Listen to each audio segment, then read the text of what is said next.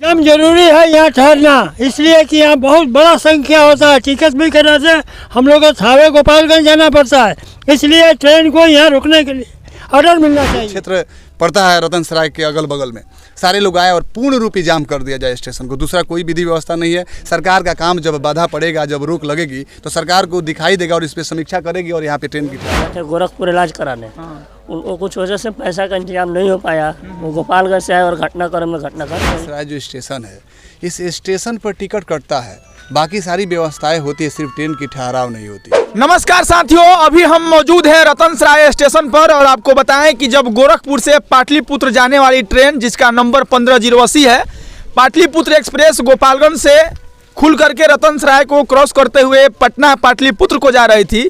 और आपको बताएं कि उस ट्रेन से कोई व्यक्ति जिनका नाम सलामुद्दीन मियाँ है, पिता का नाम फूलन मियाँ है और ग्राम घर पोस्ट सरा नरेंद्र पंचायत बताया जाता है, वह व्यक्ति उस ट्रेन के धीरे होने पर यहाँ उतरने का प्रयास किए हैं और यह उतरने के प्रयास के दौरान उनके शरीर का 2 हिस्सों में उनका शरीर बट गया है। बाकी ये तमाम जो भीड़ यहाँ पे आप देख रहे हैं, ये पूरी भीड़ उस शव को देखने के लिए मौजूद है।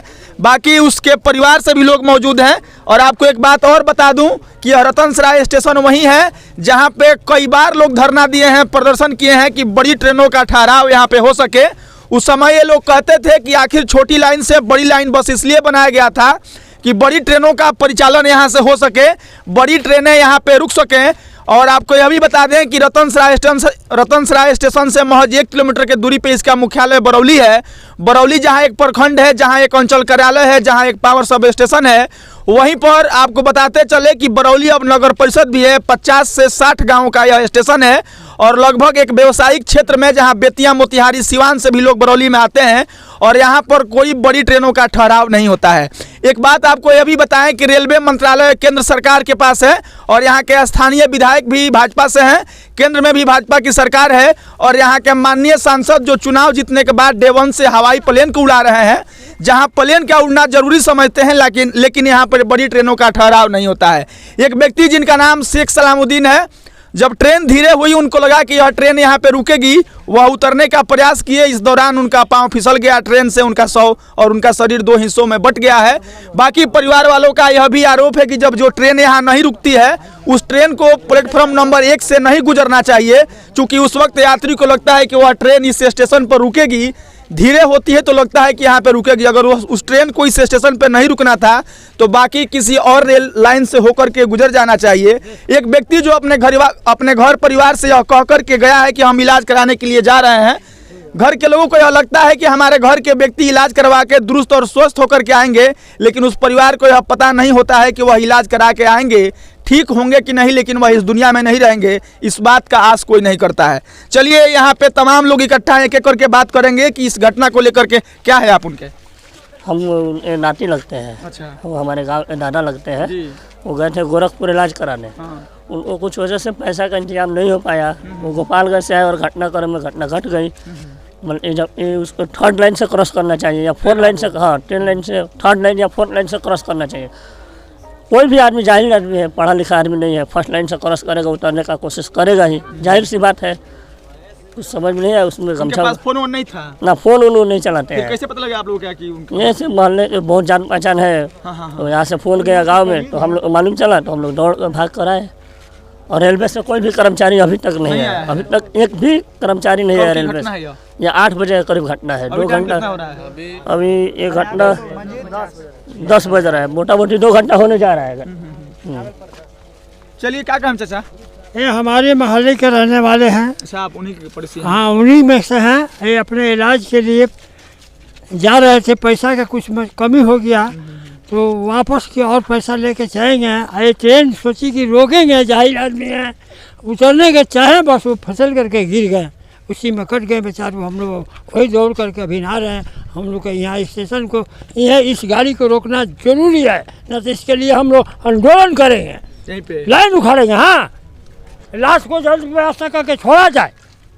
चलिए, जब ट्रेन के लाइन पे किसी व्यक्ति की मौत हो जाती है तो रेलवे प्रशासन के लोग उसको हटा लेते हैं कि वह रेल लाइन चालू हो जाए, लेकिन घटना को लगभग 2 घंटे हो गए हैं। अब धीरे धीरे लोग आ रहे हैं, बाकी आगे क्या होता है आपको दिखाते हैं। बाकी आप देख सकते हैं हमारे पीछे ये तमाम लोग खड़े हैं और वहाँ के स्थानीय मुखिया जी भी मौजूद हैं। सभी लोग से हम बात करेंगे कि आखिर क्या कुछ यह हुआ है और इसका निदान क्या हो सकता है। जहां रेल ठहराव को लेकर के बार बार यहाँ पे धरना दिया गया है, ट्रेन को ठहरने की बार बार आवेदन दी गई है और कहीं ना कहीं उस ट्रेन का ठहराव यहाँ पे नहीं होता है। वह ट्रेन मेन लाइन से होकर के गुजर रही थी और जब धीमा हुई लोग को लगा कि हाँ भाई यहाँ पे अब ट्रेन रुकेगी तो हम उतरेंगे, और इसी उतरने के प्रयास ने एक व्यक्ति के शरीर को 2 टुकड़ों में बांट दिया है। क्या कहेंगे मुखिया जी? जी, तो बहुत दुखदायक घटना है मेरे पंचायत के लिए और काफ़ी दुख है। और हमारे पंचायत के लगभग लोग सारे लोग जो जहाँ से सुने उसी स्थिति में दौड़ कर आए हैं।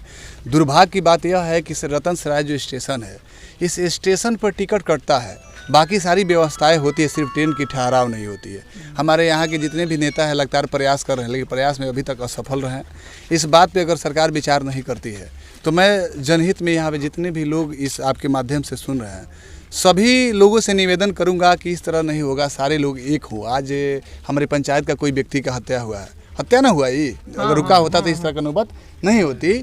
और आने वाले समय में कल आपके परिवार के भी हो सकते हैं, आपके गांव के भी हो सकते हैं, आपके जवार के भी हो सकते हैं। तो सभी लोग हम लोग एकत्रित हो। और NH पहले 28 था, अब 27 हो गया। 27 और आपको सिवान जंक्शन को जोड़ने वाला रोड जो है, और रोड के बगल में रतन सराय स्टेशन होते हुए अगर यहाँ ट्रेन की ठहराव नहीं होती है तो इससे बड़ा दुर्भाग्य की कोई बात नहीं है। काफ़ी निंदनीय बात है।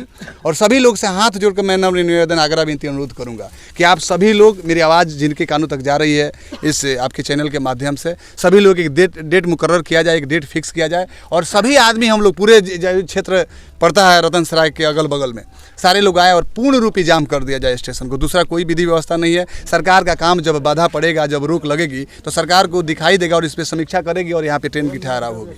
अभी 7:26 में उस ट्रेन को यहाँ से गुजरने का समय है। आज थोड़ा सा लेट थी, 8 बजे के आसपास से गई है। यह घटना 8 बजे के पास घटा है और 10 सवा 10 अभी हो रहा है। इन 2 घंटे के बाद अगर रेलवे पुलिस को यहाँ पे आए थे, आप उनके साथ थे, क्या कुछ तय हुआ है परिवार के लिए? देखिए, सबसे बड़ी बात है कि हमको सूचना मिली, आप लोग पत्रकार बंधु के ही माध्यम से फोटो गया, उसके बाद तुरंत हम सत्यापन करवा के गांव में सबको सूचना दे के अपने ग्रुप के माध्यम से और भागे हुआ है। और विष्णु जी SHO हैं, GRPF के मेरे पुराने मित्र भी हैं, तो उनसे हमारी बात हुई तो बोले कि हम तुरंत प्राइवेट गाड़ी से भिजवा रहे हैं, बोलेरो और आपको टेम्पू से वो भेज चुके हैं। और जो भी पेन पेपर की प्रक्रिया वो करवाई जा रही है। उसके बाद पोस्टमार्टम के लिए 100 जाएगा, पोस्टमार्टम के लिए अंतिम संस्कार के लिए पैतृक गांव जो सरया नरेंद्र है वहाँ पे 100 को लेके जाना है। और जो भी प्रक्रिया है, जैसे वकील से भी हमारी बात हुई तो उनके माध्यम से पता चला कि एक्सीडेंटल मैटर में 10 लाख रुपये का मुआवजा मिलता है। उसमें उम्र जो होता है, उम्र का कोई महत्व नहीं होता है कि क्या उम्र है, कितना उम्र है। बाकी जो प्रक्रिया है, हम लोग एक जनप्रतिनिधि, हम जनप्रतिनिधि, मुखिया प्रतिनिधि हैं, बगल में समिति प्रतिनिधि हैं, जहांगीर भाई, बाकी इत्यादि वार्ड वगैरह हमारे साथ भी लोग हैं। और सभी लोग गाँव के जो भी आपको राजनीति से संबंध रखते हुए या ना रखते हुए गांव का जो एक व्यक्ति का जाना काफ़ी दुखनीय है। और सब लोग इस सपोर्ट में है कि इनको जितना हो सके मुआवजा दिलवाया जाए कि परिवार को एक सपोर्ट मिले। इसलिए बहुत निम्न परिवार के व्यक्ति थे, तो सबका साथ रहेगा और ये प्रयास रहेगा कि जो काम के चलते ही घटना घटी है, सरकार इस पर विशेष ध्यान दे। हम लोग एक समय मुकर्रर करेंगे और सब लोग से अपील हम यही करेंगे कि आप लोग उस दिन सपोर्ट करें कि जाम किया जाए बस। चलिए हम अंत में एक बार सबसे पूछेंगे कि यहाँ पे ट्रेन ठहरनी चाहिए कि नहीं, क्या काम का? एकदम जरूरी है यहाँ ठहरना, इसलिए कि यहाँ बहुत बड़ा संख्या होता है। टिकट भी करने से हम लोग को थावे गोपालगंज जाना पड़ता है, इसलिए ट्रेन को यहाँ रुकने के लिए ऑर्डर मिलना चाहिए और नहीं तो यहाँ हम लोग आंदोलन करेंगे। बड़ी ट्रेन यहाँ पे रुकना चाहिए कि नहीं चाचा? रोका का चाहिए, रुके चाहिए, जाए में परेशानी होला। हाँ क्या काम चाचा? हाँ ठीक है, रुकना चाहिए, गाड़ी रुकना चाहिए। अरे सर, हम लोग को पटना जाने के लिए गोपालगंज जाना पड़ता है, थावे जाना पड़ता है, तब वहाँ से ट्रेन पकड़ के हम लोग जाते हैं। एकदम 100% यहाँ पर स्टॉपेज होना चाहिए।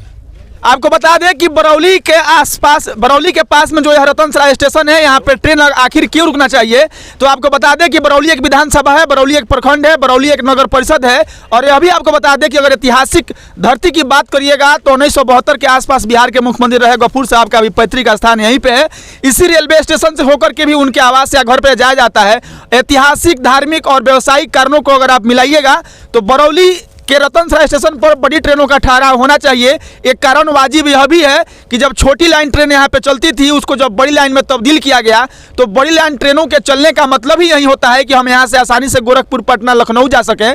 लेकिन अगर बड़ी ट्रेन गोरखपुर से सीधे गोपालगंज विधानसभा को रुकती है, बैकुंठपुर विधानसभा को रुकती है, उधर मढ़ौरा और सामकौड़िया को रुकती है, तो फिर बरौली विधानसभा क्यों छूट जाता है? आपको यह भी बताते चले कि रेल मंत्रालय केंद्र सरकार के पास है, केंद्र सरकार में भाजपा की सरकार है, यहाँ पे स्थानीय विधायक भी भाजपा के हैं और जहां से जो यहाँ से सांसद हैं, आपको यह बता दें कि पूर्णवासी राम, जनक राम, साधु यादव और ये चौथे से सांसद हैं जो डे 1 से हवाई प्लेन को उड़ाना चाहते हैं। प्लेन उड़ेगी तो उस पर कौन लोग चढ़ेंगे और कौन लोग उतरेंगे नहीं पता है, लेकिन इतना पता है कि 50 गाँवों से संबंध रखने वाला यह रतनसराय का स्टेशन, अगर यहाँ पे बड़ी ट्रेन ठहरती है तो यहाँ पे एक चीज़ और आपको बता दें कि गोपालगंज और मसरक को छोड़ दिया जाए, जहाँ ट्रेन दिघवा दिघौली रुकती है, जहाँ से 15.25 लाख का रेवेन्यू जाता है रेलवे सरकार को, और रतनसराय ऐसा स्टेशन है जहां मसरक और गोपालगंज के बाद तीसरे स्थान पर 18 लाख का रेवेन्यू जाता है इस स्टेशन से। यहां पे बड़ी ट्रेनों का टिकट मिल जाता है, रिजर्वेशन का टिकट हो जाता है, लेकिन बड़ी ट्रेन नहीं रुकती है। और आपको बता दें कि बड़ी ट्रेन के नहीं ठहरने के वजह से एक व्यक्ति के उतरने के प्रयास में उसके शरीर के 2 हिस्सा हो गया है। पूरे स्थानीय लोग यहाँ पे इकट्ठा हुए हैं और आपको बता दें कि आक्रोश इस बात का भी है कि अगर ट्रेन यहाँ पे नहीं ठहरने वाली थी तो आखिर प्लेटफॉर्म नंबर 1 से होकर के क्यों गुजरी, आखिर वह लूप लाइन से होकर क्यों नहीं चली गई। जब भी आप प्लेटफॉर्म से होकर के गुजरिएगा, यात्रियों को यह लगता है कि ट्रेन यहाँ पे रुकने वाली है, और इसी रुकने के प्रयास में शेख सलामुद्दीन मियाँ, पिता फूलन मियाँ और ग्राम पोस्ट सरेआनंद पंचायत के एक व्यक्ति की मौत इस ट्रेन से उतरने के दौरान हो गई है। बाकी इस खबर को लेकर के, इस वीडियो को लेकर के आप क्या सोचते हैं, आप अपनी प्रतिक्रिया जरूर दीजिएगा। हम मिलेंगे फिर किसी नई वीडियो में, तब तक के लिए धन्यवाद।